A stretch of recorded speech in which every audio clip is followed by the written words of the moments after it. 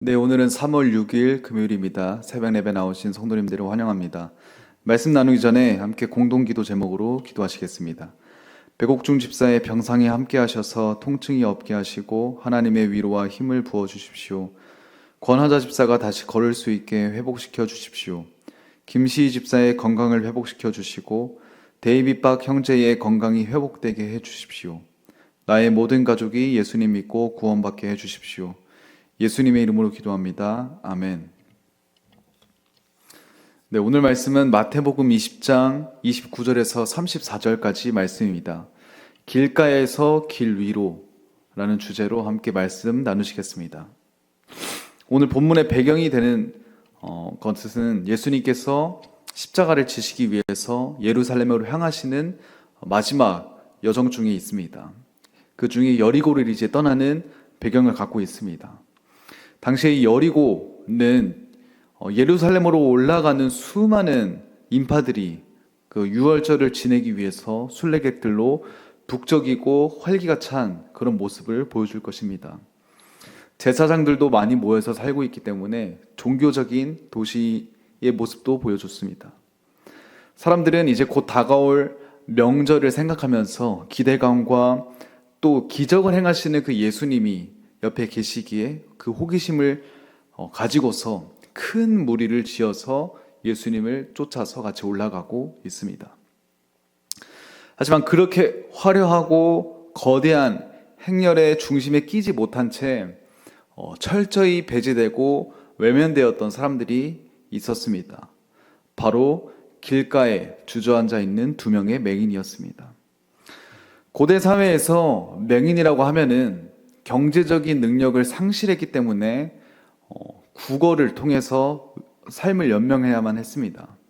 그리고 또 종교적으로는 하나님 앞에 벌받은 그런 죄인된 모습으로 취급을 받았습니다. 그렇기 때문에 끔찍하게 차별을 당하고 소외된 계층 중에 하나였습니다. 그들에게 있어서 길가라는 그 위치적인 모습은 물리적인 위치를 나타내는 것뿐만 아니라 세상에서 밀려난 어떻게 겨우 생명만 부지하고 유지하는 절망과 수치의 자리임을 보여주고 있습니다. 그러나 역설적이게도 그 절망의 자리가 생명의 주인이 되신 예수님께서 지나가시면서 은혜의 자리로 바뀌게 됩니다. 저희들이 인생도 마찬가지일 겁니다. 남들은 다 무리에 섞여서 예루살렘으로 올라가는 큰 무리와 같이 보여서 성공과 축복을 향해서 잘 전진하는 것처럼 보이는 것 같은데 나 혼자 그 중심에서 벗어나 길가에 앉아 있고 버려진 것처럼 느껴지는 무력할 때가 종종 있습니다. 하지만 기억하시기 바랍니다. 내가 주저앉는 바로 그 아픔의 자리, 그 길가의 자리에서 발걸음을 멈추시는 예수님을 개인적으로 독대할 수 있는 축복의 자리가 될 수 있다는 것을 말입니다. 맹인들은 자신들의 곁을 지나가는 불이 예수님이다 라는 소식을 듣자마자 지체 없이 부르짖습니다. 주여 우리를 불쌍히 여기소서, 다윗의 자손이여 불쌍히 여기소서. 이 짧은 외침 속에는 흠잡을 수 없는 신학적인 그리고 신앙의 정수와 고백이 담겨져 있습니다. 우선 그들은 전적으로 긍휼을 구했습니다. 헬라말로 에레의손이라고 말하는데요. 이 에레의손은 구약 성경에서 저희들이 잘 알고 있는 헤세드를 헬라어로 번역한 단어입니다. 이것은 단지 지나가는 동정심으로 동전 몇 입을 던져주는 것을 말하는 가벼운 동정심을 말하는 게 아닙니다. 이 헤세드는 언약적이고 변함없는 그 지속되는 사랑, 그 은혜를 뜻합니다. 이들은 어쩌면 당신은 만물의 주관자이시며 나는 티끌과 같은 존재이니 당신의 언약적인 신실함과 자비에 내 영혼의 생사를 의탁하고 맡깁니다 라는 전적으로 자신의 모든 것을 내려놓는 항복의 선포와 같습니다. 이 고백은 기독교 역사 내에서 키리에 엘레이손, 주여 우리를 불쌍히 여기소서라는 기도문으로 이어져 내려왔습니다. 우리가 하나님 앞에 나아갈 때 내세울 것은 나의 의로움이나 열심이 아닙니다. 오직 그분의 긍휼하심 하나만을 붙잡고 나가야 합니다. 또 두 번째로 그들은 예수님의 정체를 정확하게 고백하고 있습니다. 그들은 예수님을 다윗의 자손이라고 불렀습니다. 이 호칭은 이스라엘 백성들 가운데 잘 알려진 호칭입니다. 그들은 수백 년 동안 지금 아직 오지 않는 메시아를 기다리는 우리들을 구원할 영원할 왕, 메시아라는 뜻을 가진 선포 표현이었습니다. 육신의 눈이 멀쩡했던 당시 종교 지도자들은 예수님을 갈릴리 출신의 이단자 혹은 목수의 아들이라고 치부하면서 배척했습니다. 그렇지만 정작 앞을 보지 못했던 맹인들은 예수님이 이사야서와 그 밖의 선지서들을 통해서 예언된 맹인의 눈을 밝히시는 바로 그 구원자이심을 꿰뚫어 보며 고백합니다. 진정한 영성은 육신의 시력에 있지 않습니다. 진정한 영성은 영적인 눈이 열려서 예수 그리스도를 내 삶의 참된 주인이심을 알아보는 것입니다. 맹인들이 이런 부르짖음에 우리를 불쌍히 여기소서 다윗의 자손이여 라는 이 고백을 대해서 차갑게 반응합니다. 무리가 그들을 향해서 이렇게 꾸짖습니다. 잠잠하라 라고 명령합니다. 이 잠잠하라 라고 말한 것은 예수님께서 거센 풍랑 앞에 잠잠하라 라고 말한 것과 동일한 말이 쓰였는데요. 그들은 무리가 그들을 향해서 잠잠하라, 시끄럽다 라는 소리로 규명했습니다. 하지만 맹인들은 그 소리에도 아랑곳하지 않고 잠잠하지 않았습니다. 성경은 그들이 더욱 크게 소리 질러 라고 증언합니다. 여기서 더욱 크게 소리 지르다 라는 말이 단순히 목소리에 소리를 키우다, 목소리를 높이다 라는 차원을 넘어서 마치 까마귀가 찢어지듯이 우는 소리, 혹은 물에 빠진 사람이 자신의 생명을 구하기 위해서 애타게 소리 지르는 것과 같은 그런 비명에 가까운 단어입니다. 체면을 지키고 사람들의 시선을 의식하기에는 그들의 갈급한 마음이 너무나도 절박했습니다. 이분이 이제 지나가시면 나에게는 다시금 기회가 주어지지 않는다 라고 생각하면서 필사적으로 갈망하는 마음으로 목이 터져라 외쳤습니다. 그런 외침 가운데 십자가를 향해 지나가시는 바쁜 걸음을 멈추신 예수님께서 그들을 부르시고 묻습니다. 내가 너희에게 무엇을 하여 주기를 원하느냐? 우리 주님은 그들의 필요를 모르기 때문에 물어본 것이 아닙니다. 그들의 입술을 통해서 그들의 진짜 갈망과 믿음이 선포되기를 원하시는 겁니다.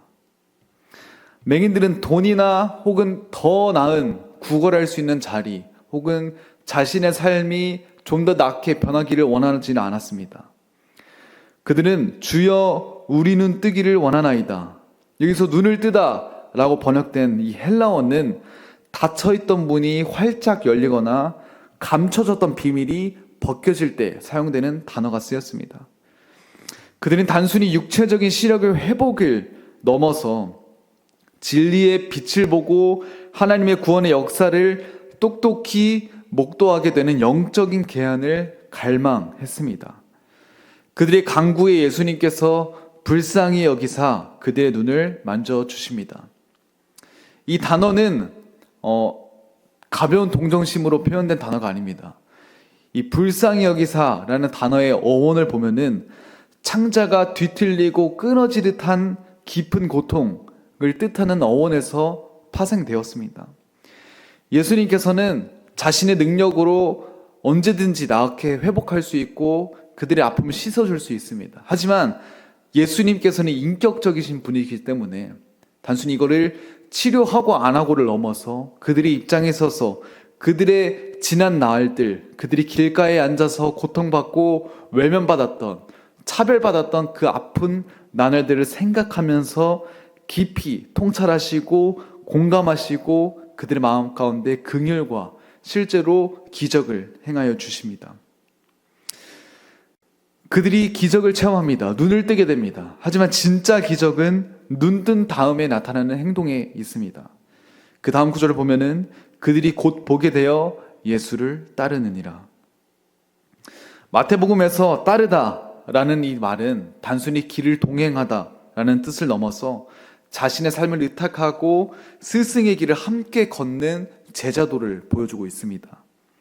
시력은 되찾은 그들은 다시금 내 삶을 어떻게 살까 고민하거나 가족에게 뛰어가거나 하지 않습니다. 그들은 이제 더 이상 구걸하던 그 길가에서 머물지 않고 예수께서 걸어가시는 예루살렘으로 향한 그 험난한 고난의 길 위에 그들의 발걸음을 옮겼습니다. 이 본문은 바로 앞절 저희들이 함께 나눴었던 예수님의 수제자라 불렸던 요한과 야고보의 어머니가 예수님께 요청했던 그 사건 뒤에 등장합니다.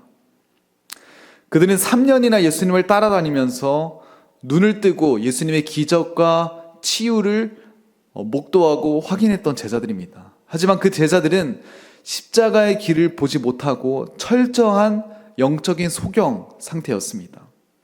반면에 사람들에게 버림받고 앞을 보지 못했던 맹인들은 주님의 긍휼로 눈을 뜨자마자 영광의 자리, 더 높은 자리를 구하는 것이 아니라 십자가의 길을 따르는 참된 제자가 되었습니다. 오늘 우리는 스스로에게 이렇게 질문해 보면 좋을 것 같습니다. 우리는 주님 앞에 눈을 뜬 제자입니까? 아니면 영적인 소경인 무리와 같습니까?